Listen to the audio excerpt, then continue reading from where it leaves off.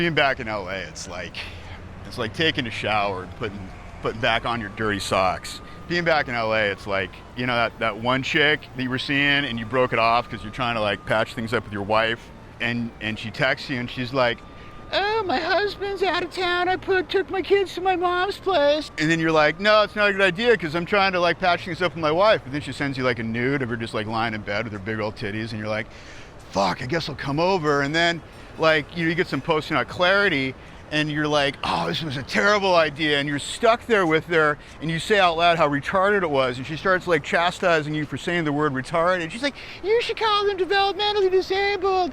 And then you're trying to find your fucking socks and get out of there because you know her husband's coming home and you know she wants to get busted because she doesn't have the courage to leave him. So, you know, you're trying to get out of there and you're like, oh, this is so gay. And she's like, what do you mean it's so gay? You should be saying gay and retarded all the time. Why are you saying gay and retarded all the time? You can't find your fucking socks and you're trying to find your fucking socks. You don't know where they are. And you can't just like walk out in cowboy boots without socks. That doesn't work. That's terrible. It's a great way to get blisters. And then you get out to your truck and you see your husband coming home and you're like, whoa, hey Steve, how you doing? And Steve's like, Rambo, what are you doing here, Rambo? I'm like, oh, nothing. I just, one of the kids left something at your house and your wife was helping me find it. And he's like, why are you walking funny? And you're like, fuck, this sucks. That's what it's like being back in LA.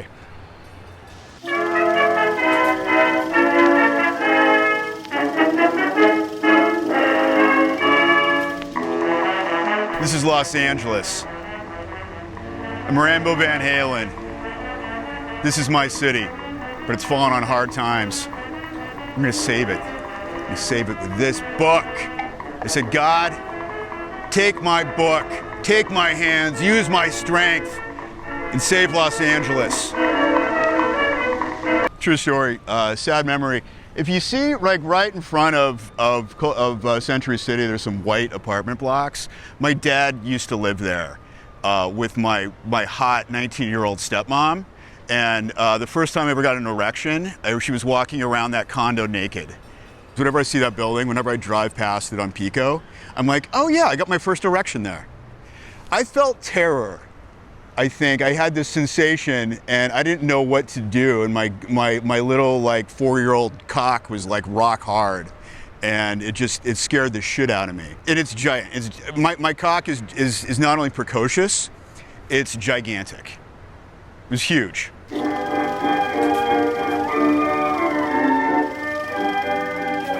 Jews have not really been in charge of Hollywood for a very long time. At one point, the 1930s, 40s, the people at the top, most of them were Jewish.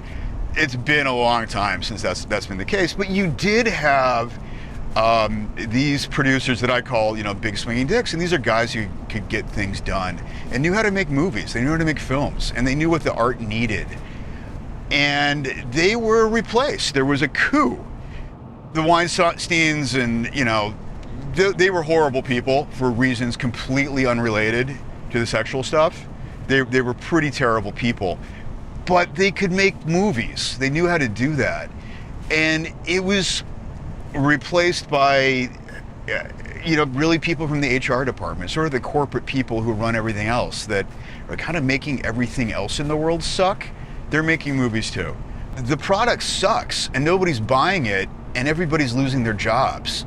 So you might have a better working environment, but you know, something was lost. And it would have been nice if we could have kept whatever that thing was that made a great film, and got rid of the abuse at the same time. I don't see why we can't do that. I don't see why we can't be nice to our coworkers and not scream at people and throw cans of Diet Coke at their head and rape actresses. Let's not do that. That's not good. Don't love that. But gee, it'd be nice if we can make a nice movie too, you know? Some people are saying like we need to bring back the casting couch. I say like, let's just make it a casting love seat and we'll put like a little chess timer on there and you only get so much time. I think that's a good compromise.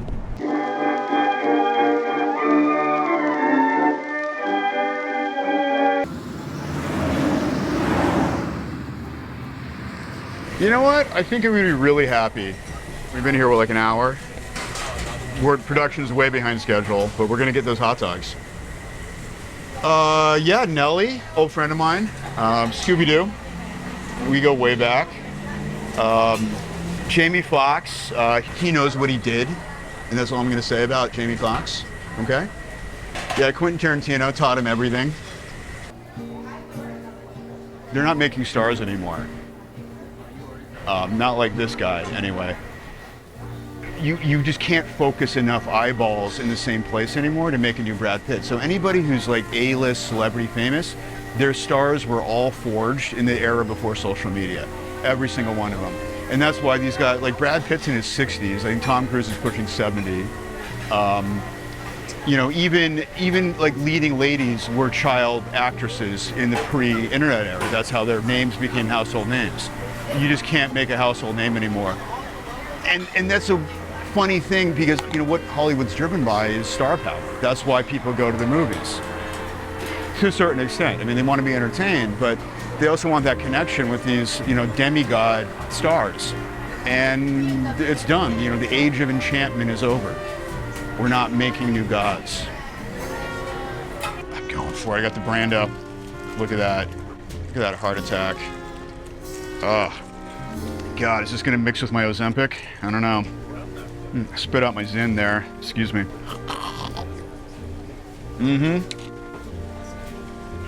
It's a good dog. Is Rambo married? Yeah, I've been married 7 times, but 3 times is the same woman. So I don't know if that counts as 1 or 3. So I guess it's 10.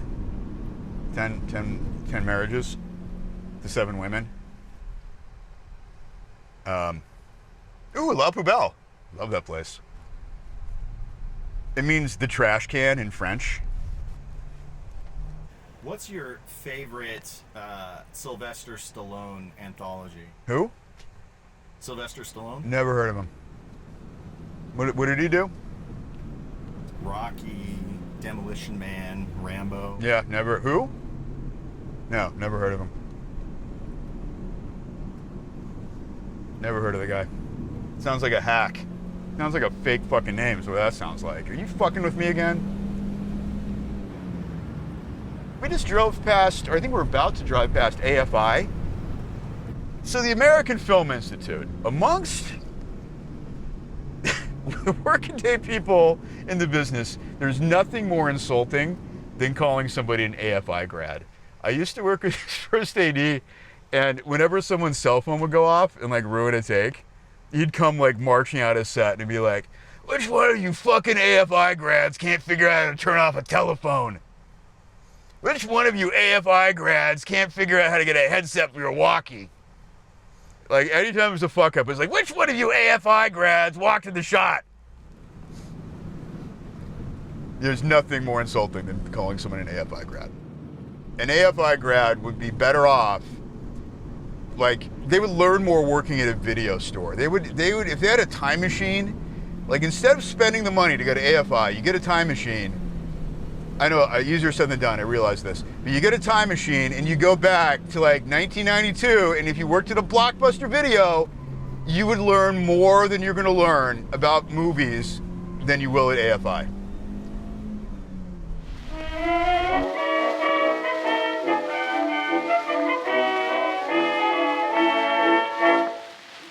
You look at these beautiful buildings, and you have to wonder, who built this? What kind of engineers and artisans and craftsmen did it take to build something this fantastic?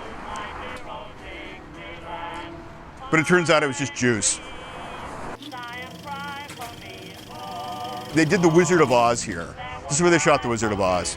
And to shoot The Wizard of Oz, they needed midgets. They needed hundreds of midgets. So they scoured the land for midgets. They sent people out to every little fucking town in America to find midgets. And they brought all the midgets together. And they put them all in the Culver Hotel, which is up the road a little ways. And they put the midgets 3 to a bed in a room. Now these midgets were living by themselves, isolated from the world. They'd never met another midget. And suddenly, they're in a hotel full of other midgets of all sexes and sexual persuasions. And what proceeded to happen was a giant midget orgy. It was midget mayhem for weeks. Midgets swinging from the chandeliers. There were midgets like passed out drunk in the urinals. It was just a giant midget party. But it's a beautiful thing because actually a lot of midgets met other midgets and got married and had midget families. There's actually a giant rainbow right in the middle of the Sony lot that you can see out there. And they actually built that rainbow after the movie that was made about the giant midget orgy called Under the Rainbow. And what you see when you're driving all over Los Angeles is just lots of Illuminati propaganda and symbolism. And it's to remind you that they're in charge and you have no control of your own life. If a youngster comes up to me and says he wants to be in the film industry, I would ask him what he wanted to do. And if he said he wants to be a writer-director, and that's what most of them say, I would say, you need to start writing, directing, you need to do it tomorrow. You need to get up, use your phone, use your friends, go out, start filming stuff right away. If you want to do anything else, if you just want a career, and they're, you know, they used to be really good jobs. The future of it is in doubt right now. So if you would have asked me 5 years ago, I'd say you need to get on set in any way you can. If that means being a PA, if that means being an extra, and you need to start meeting people, and you need to prove that you're invaluable to the production. And once you do that, you start moving up if they like you, and if you can do it. And not everybody's cut out to do this kind of work. In fact, most people are not cut out to do this work, even though everybody thinks they want to, which is very funny. But most people can't hack this. You have to have, you know, something very special in your, not something good, not something like that's worth celebrating in your constitution, but you have to have, there's something different about you that makes you able to deal with these situations, because not everybody can do it. If you haven't had an erection by your 4th birthday, let's say 5, if you haven't had an erection, if you've not had an erection by your 5th birthday, don't even fucking think about working in this business, okay? Like, just do, there's easier ways to earn a living. I mean, go to med school. You're a smart kid, go to med school. And you're like, I didn't get an erection till I was like 12, and I came all over the bathroom, and my mom found me. Like, no, dude, no, it's not good. 5 years old, popping boners. You gotta have, you know, virility, or else you're not gonna make it.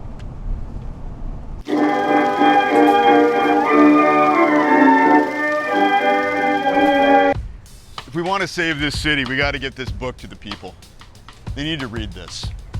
I'm an artist, man. I'm all about the art. I'm not in it for the money. I'm not a sellout. I wants to buy a book, $5. $5 for a book. I wrote it myself. It's a good book. You're gonna like it. Yo, I'm selling books. Excuse me, would you guys like to buy a book? No? Okay. Hey, buddy, you want to buy a book? You good, man?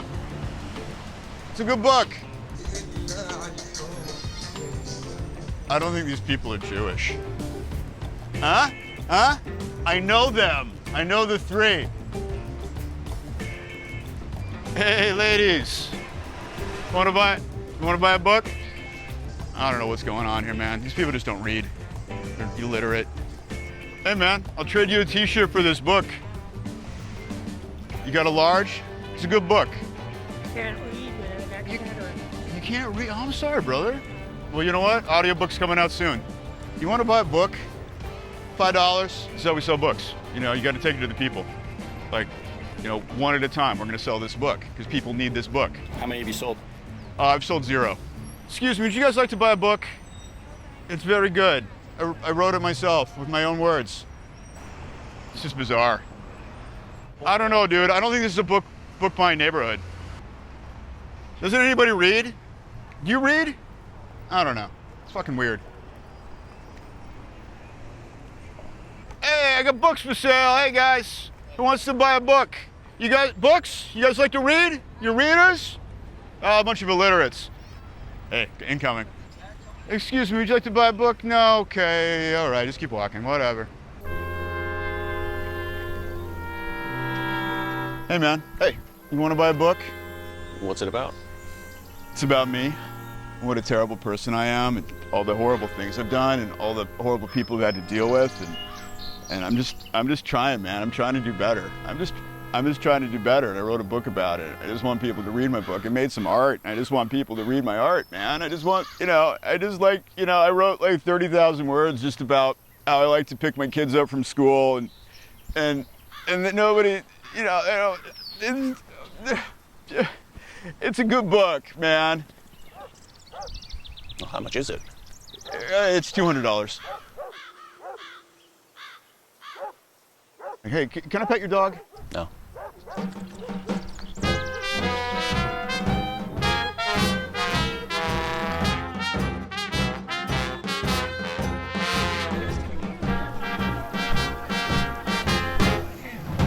We made it. We did it. We're here. All these people, they came together. Who are these people? They're here for my book reading. I'm going to read a book to them.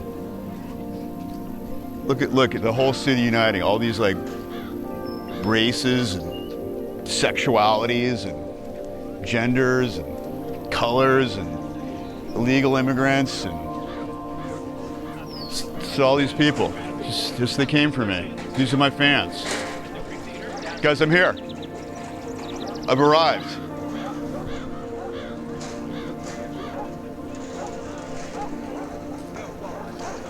They might be here for Laser Floyd, I'm not sure. It's my hero, it's James Dean. Total straight guy, total straight up masculine, butch, like never like did the gay for play thing, just was a good actor, that's how he got his gigs. And that's how James Dean, that's what he was. That's exactly what he was. And I just love you, James Dean. I love you, buddy. I love you. I love your nose. It's a perfect nose. Look at that. Look at that nose. They don't make noses like that anymore, you know? It's part of the problem.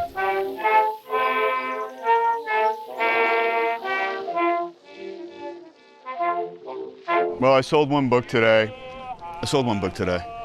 And, I sold one book today, and I don't know, did I save the city? I think the results speak for themselves.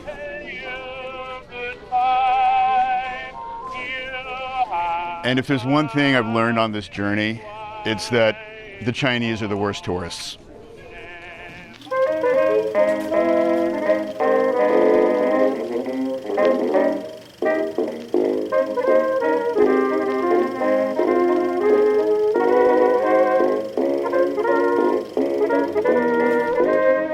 This place makes no sense. This place shouldn't be here. This city shouldn't exist. And everybody who lives here has there's this underlying feeling that at any minute it could completely collapse and fall in the ocean.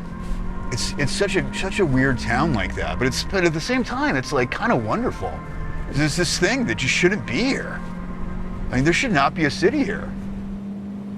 But there is. It is kind of cool. It's kind of like a 4-year-old having a boner.